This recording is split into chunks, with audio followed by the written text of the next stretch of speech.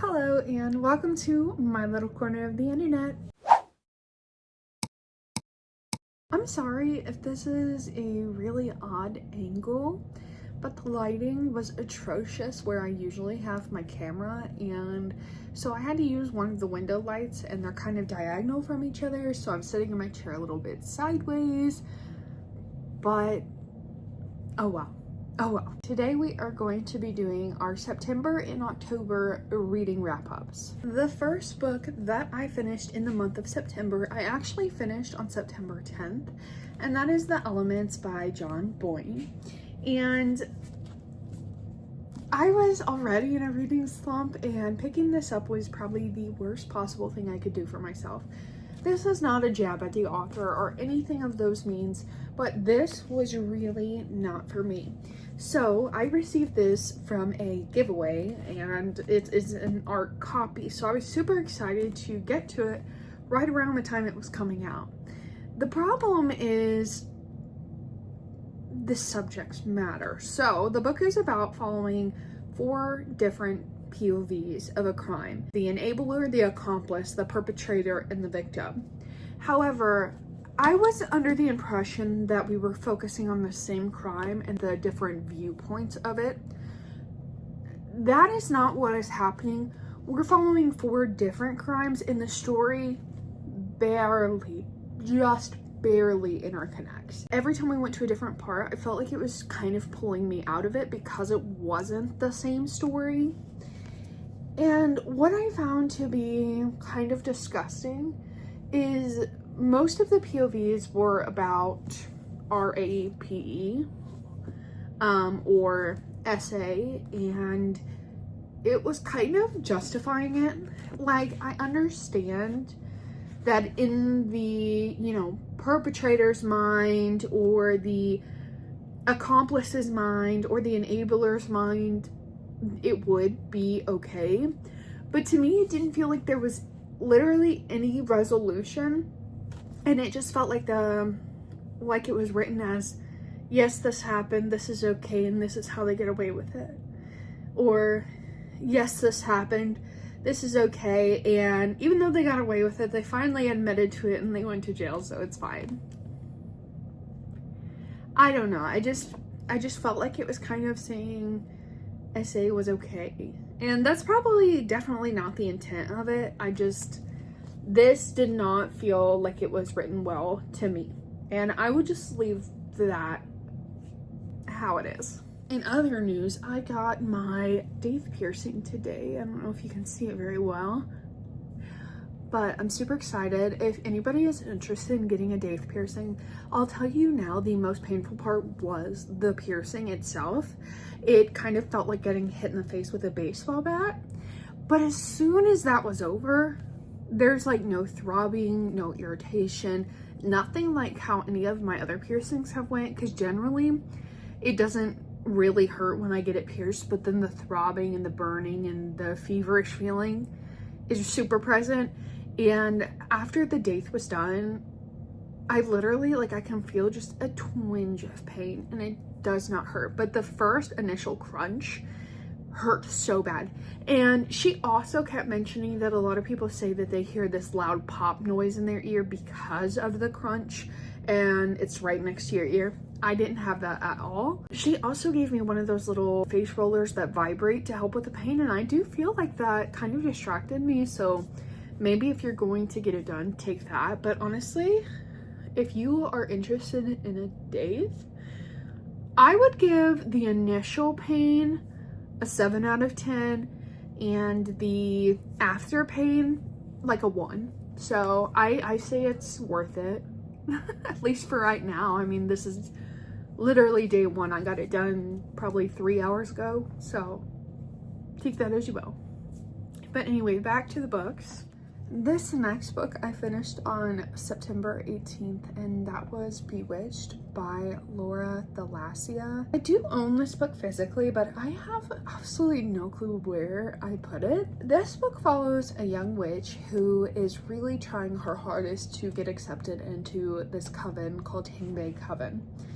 And one of the requirements to get in is that she has to, one, go on this huge quest, and two, find her familiar, which is some type of animal that she bonds with that she hasn't found yet.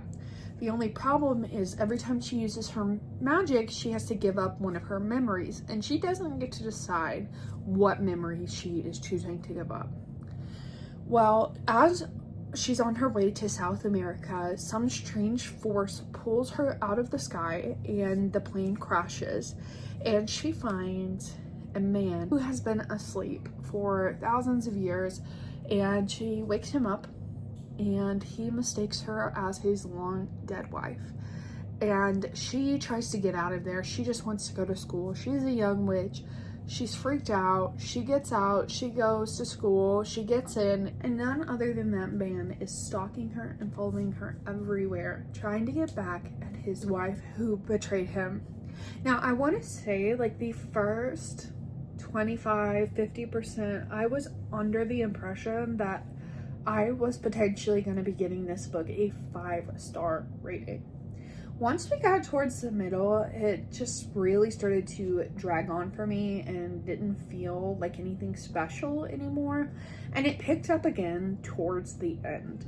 And I really thought the ending was so good that I definitely do plan to continue to the next book. So I ended up rating Bewitched a 3.5 stars. The next book I actually finished the very next day, and that is Mountain Time by India and Trevor Rusty. I'm not too sure how to pronounce their last name, but this is a couple who published a book for the very first time. This is their debut novel, and I received the ARC copy of this one. I loved it. I'm not even joking with you. I have never seen myself to be a cowboy type romance person, but after reading this one, I felt the need to pick up every single cowboy romance that there was. I initially rated this book a 3.5 star, but with the amount of time I spent thinking about this book, I bumped it up to a 4, but part of me is like, I'm still thinking about this book over a month later. Like, shouldn't it be higher? I don't know, but I'm gonna leave it as a 4-star but for now, but I should totally go back in the future to reread this. So in this book, we follow a bull rider, and he's super famous. He's sworn off all relationships because they turn into nothing but drama. And he told himself this year he will not be getting with any girls, of course. And he agrees to spend the summer shoeing horses and cattle for a guy who hurt his leg and couldn't do it.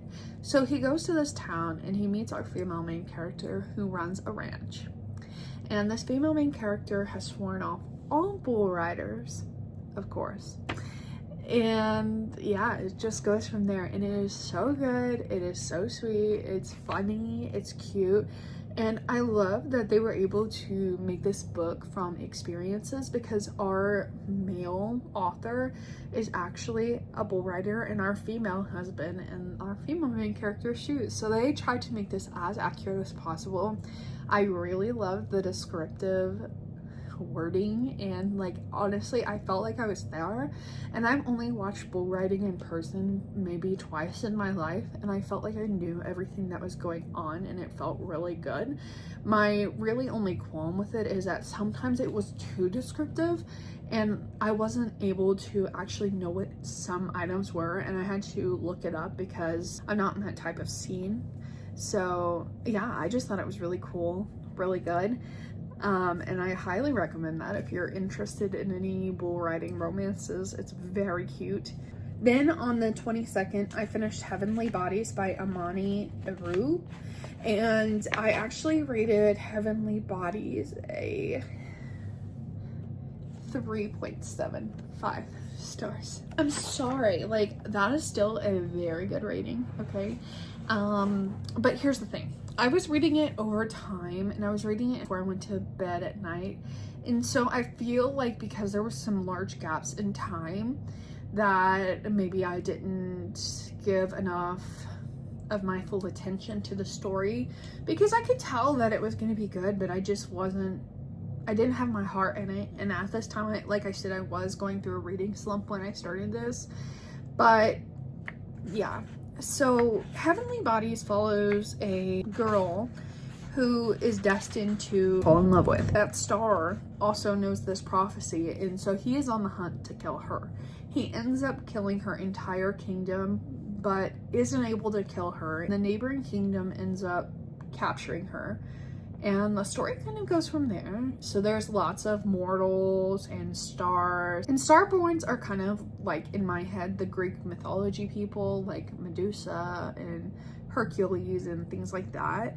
That's just kind of how I imagine them in my head. And then like our main character and the other male character I imagined as mortals.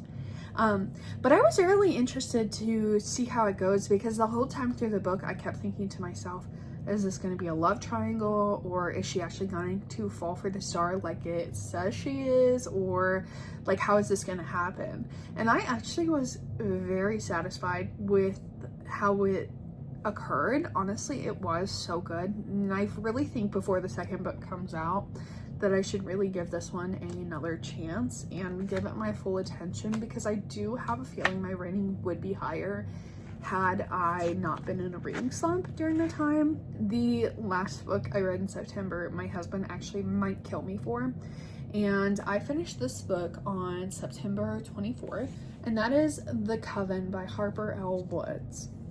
I actually ended up listening to this audibly because when I have special edition copies of a book, I read them. However, this is my husband's and it is his prized possession, so he told me no, that he did not want me reading this. We do also have standard editions, but I just ended up listening to it audibly, and honestly, I feel like that may have been the worst mistake I could have made for myself. But look how beautiful this is. And then the detailing here, it's like raised. I love it. This is the inside. It's signed by the author.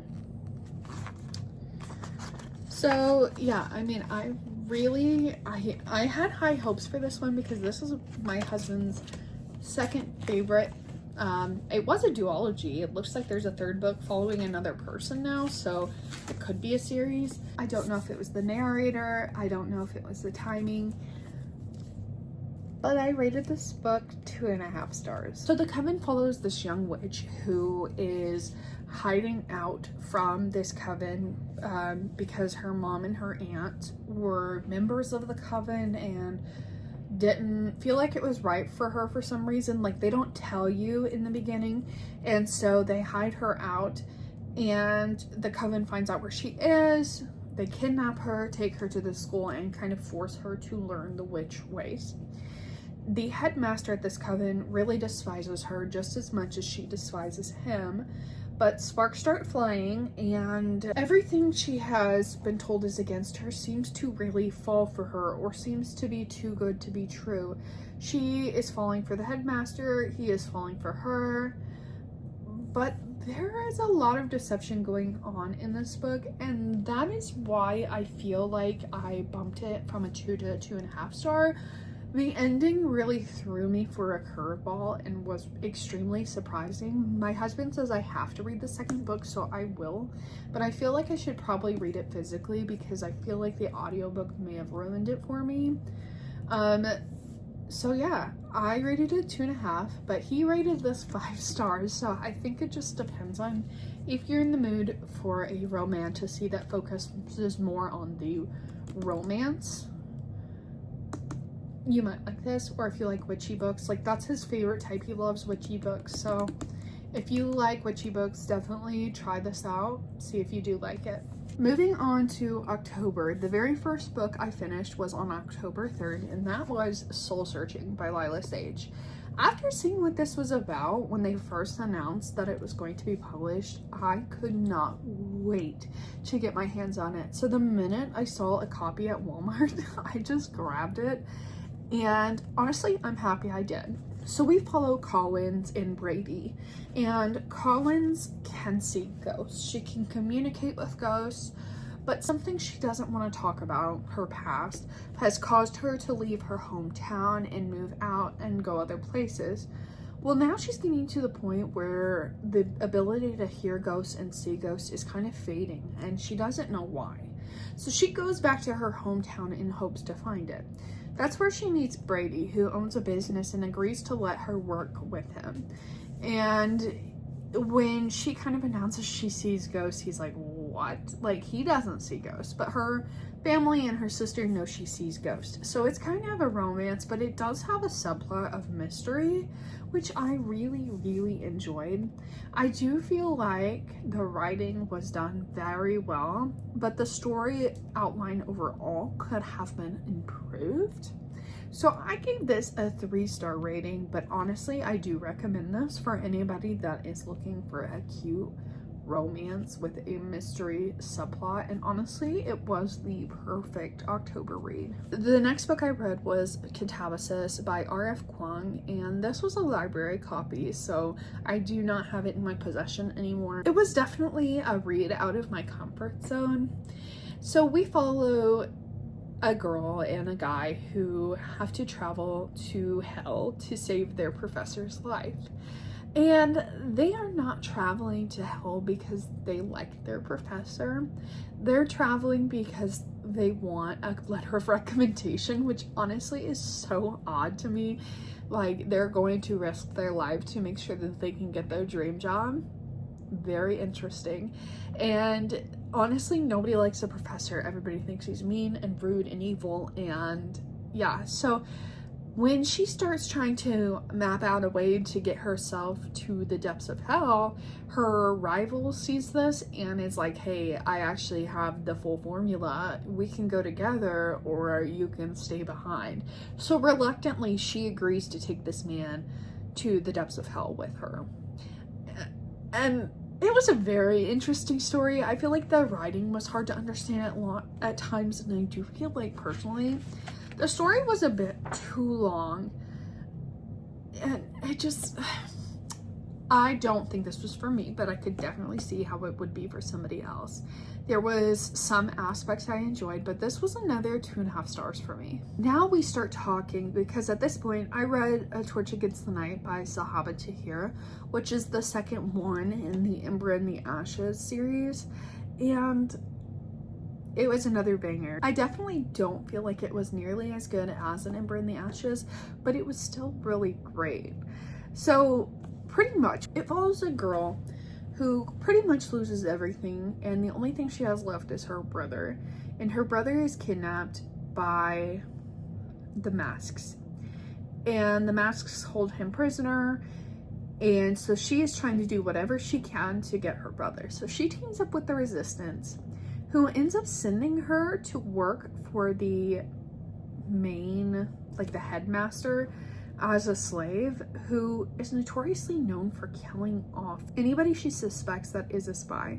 So this is a very dangerous game she's playing. She's getting tortured, but she is determined to save her brother, and that is all I'm gonna say. I feel like this is the perfect fantasy if you want one.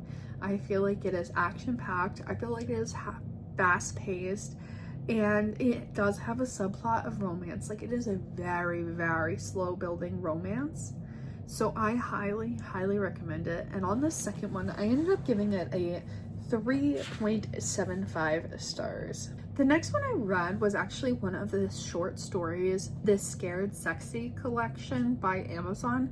I actually intended to read them all, but I only ended up reading 2.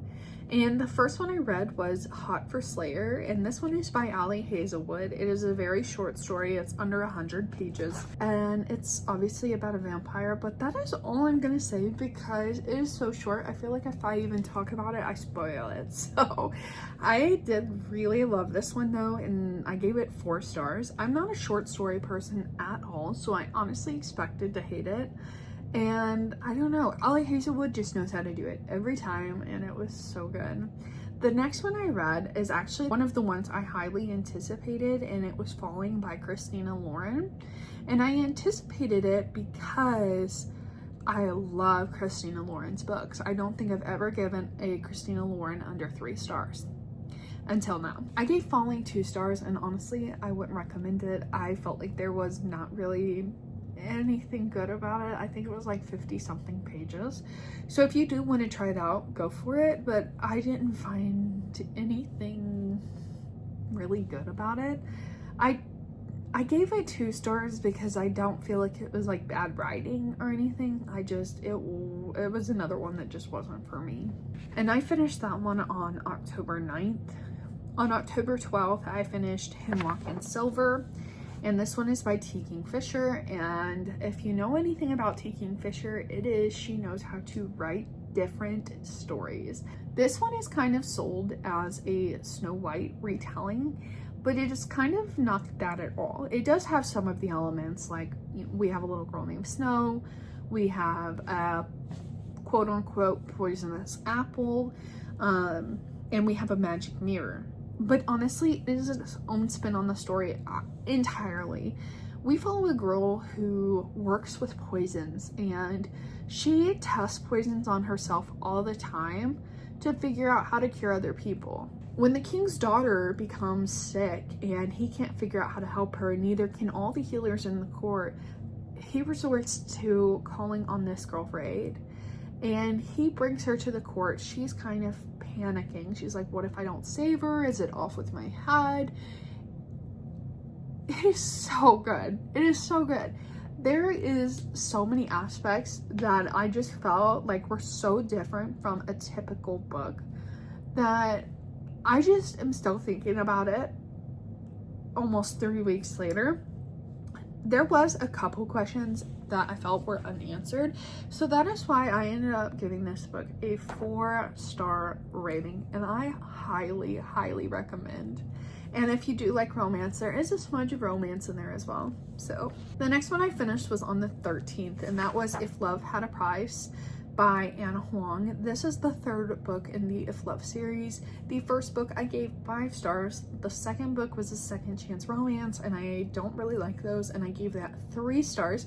So honestly, I was really expecting to give If Love a very high rating. We're following the best friend of the main couple who is very rich, and she tries to pay somebody to sleep with her stepmom so that her dad realizes that her stepmom is not a good person. And obviously her and that guy end up falling in love, and I thought this is going to be so good. It sounds so good. I personally was not a fan, and I rated it a 2.5 as well. I feel like I have rated more books in the past 2 months 2-star to 2.5 star than I have in my entire life. I feel like generally I am a very generous rater, and I rate books 3 to 5 stars all the time. But for some reason, the books have not been hitting. Next one I read, I finished on the 19th, and this is also a ARC I received through NetGalley, so thank you. And that is called Grace and Henry's Holiday Movie Marathon. I did not read the description of this book before going into it, so I assumed it was about a couple watching movies together and falling in love. Kind of. It is actually kind of sad, but it didn't make me like overly emotional or anything like that. So Grace and Henry have both lost their spouses, and Grace had lost hers way before Henry, but Henry's is kind of fresh within the past year, and they're both trying to figure out how to grieve over their spouses. So they're not intentionally falling in love with each other. It is just them trying to help each other, and they end up developing a friendship that turns into a relationship. And I thought it was so beautiful and so well done and so worth it. And I rated this a 3.5 stars. I felt like, for me personally, when I would read the book, I was absolutely enthralled. But when I would put the book down, I didn't want to pick it back up. And that was probably because of the sad elements. I'm not a big sad book person, but honestly, I really did think it was very well done. So it's definitely one to pick up if you're interested in a slightly sad story for the holidays. The next one I finished on the 22nd, and that was Pink Glass Houses by Asha Elias, and I listened to the audiobook narration of this because it's free on Hoopla. The audiobook is so good. For the first 50% of this book, I was honestly under the impression that this would be getting a 5 stars. I thought the narrator did so well with this book. The only reason I rated it lower is because I didn't feel like the reveal or the ending, anything happened. I felt the buildup was so good, and then the ending was just flat. It is kind of marketed as a mystery thriller, and I don't feel like that is correct. I feel like it should have been marketed as just a rich person drama, and it would have got a much better, maybe not a better rating, but like a better outlook of knowing more what you're going into. But regardless, I think the narrator made this book perfect, and I rated this a 3.75 stars, and I would recommend the audiobook. It's also under 300 pages, so it's not that long. The very last book I finished in October was on the 27th, and it was by Bryn Weaver, and that is Taurus Season. Spoiler alert, this is the best book of this whole video to me. This was hilarious. It was fun. It was disgusting. It was interesting. And the audiobook is phenomenal. I immersive read it, I listened to the audiobook, and I read it physically. Whatever I had time for, I was reading it like that. I think I finished it in 2 days. And it's a pretty big book. It is a little bit over, it's almost 400 pages. So it's kind of average, but still, that's a lot of pages. We're following a girl with a very secretive past, and she moves to this very small town to kind of outrun it, and this man is determined to kill her. There is something that happened in the past that he finds her responsible for, and everybody that was involved in this situation is on his hit list. He has killed everybody, but the person that he feels like was the main responsible person is the one he's after. So he makes it his mission to find her and kill her. Now, that is kind of where it gets interesting, because as we're unraveling her past, we realize that nothing is all what it seems. And so there's a lot of action going on. There's a lot of different types of situations and scenarios happening all at the same time that are all meshing together. And it talks about an old man that's developing dementia and Alzheimer's, who was also a serial killer. Arguably, the best thing about this book is that it's hilarious. I think I have discovered my genre. I think I know what my favorite genre is, and it is funny thrillers. Why do I think this? The Last Word by Taylor Adams, funny thriller. The Not Quite Dead Yet by Holly Jackson, funny thriller. Taurus Season by Bryn Weaver, funny thriller. All 3 books got 5 stars for me. I think it's my genre. I love funny books. And even Half a Soul by Olivia Atwater, it was like a cozy fantasy, but it was funny. And I gave that 5 stars. I think I like books that are funny but not cringy, and these books just do it right. So if you're gonna choose any book in this video to pick up, I would say Taurus Season by Bryn Weaver. If you feel like it's going to be disgusting, too disgusting for you, or this just isn't your type and you prefer a fantasy, definitely pick up Hemlock and Silver by T. Kingfisher. These are my top 2 recommendations in this video.